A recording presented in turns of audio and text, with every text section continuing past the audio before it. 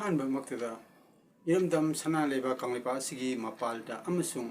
ꯃꯅꯨꯡꯗ ꯂꯩꯔꯤꯕ ꯂꯣꯜ ꯃꯌꯦꯛꯄꯨ ꯅꯨꯡꯁꯤꯖꯕ ꯈꯨꯗꯤꯡꯃꯛꯄꯨ ꯉꯥꯡꯈꯝ ꯄ꯭ꯔꯦꯃꯦꯁꯣꯔꯅ ꯏꯀꯥꯏ ꯈꯨꯝꯅꯕ ꯎꯠꯆꯔꯤ꯫ ꯆꯦꯅꯦꯜ ꯑꯁꯤꯒꯤ ꯃꯃꯤꯡ ꯃꯤꯇꯩ ꯃꯌꯦꯛ ꯃꯤꯇꯩꯂꯣꯟ ꯀꯧꯖꯩ꯫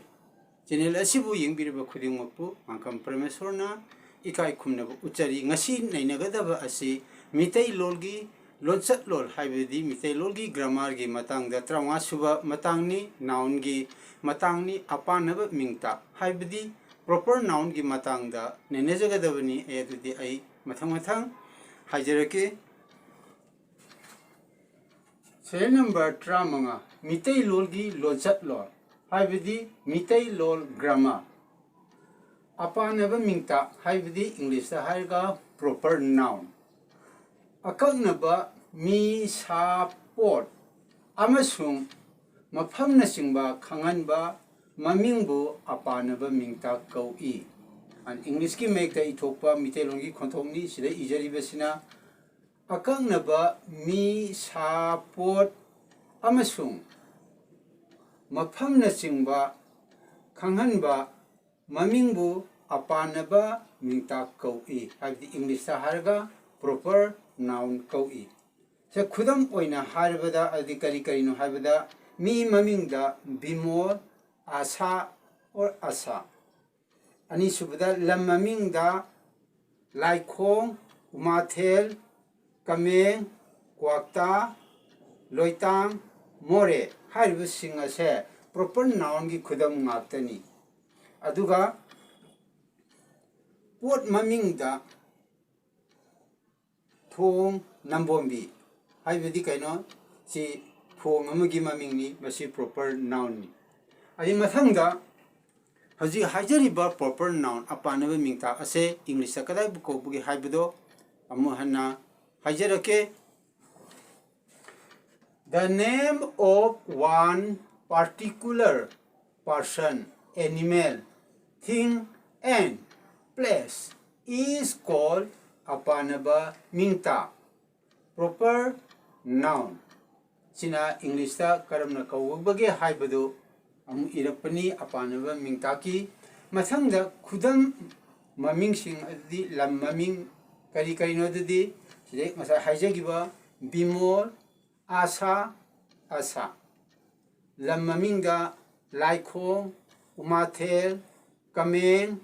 kwakta, loitang, more haibasing ase proper noun ngaktani, akaknaba ming ngaktani, lam maming ngaktani. Adudi ay hauji mitay mayek na mitay londa iriba amsung English mayekta iribasing ase karamungba moongda igadage haibagi matangda lol amtang nainazarake.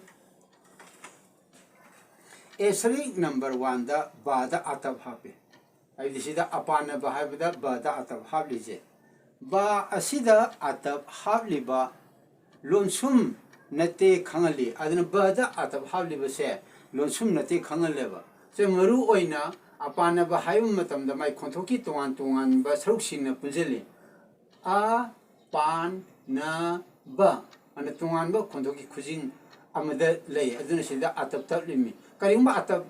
tablamda targati a pan nak ana sumaina loishalam bayaiba aidi baje lonsum orga na da hapsan giba aduna atab hab libjina khangal libji lonsum nate khangaleba aduna a pan na ba ana sumaina tongana pa ba haitar masangda asterisk number 2 asterisk number 2 sidida 2 le asterisk number 2 sidida inakta lum hape si kaino f3 habdi falling tone ni English ta e ga mane karigumba sina falling tone oramdraba lum hapam draba dui targade inak lere rising tone ni masi English ta I ga mane gani masanga asterisk number 3 asterisk number 3 je khanghan ba haibu sidida asterisk number sidida nung lum oira iji falling tone ni masina ng makada phaina line ma chingi basina arumba khangale falling tone oile nungjuda lum hapta targadi rising tone oina ongani ng ga manhale haidi lum hapagana makada phaina singe falling tone gi lum yaudragana makada phaina line chingde sina rising tone khangale masangda mari subagi matang sida amuk nai nazarake asterisk number 4 da sida akhanaba haibu sida a string number 4 sida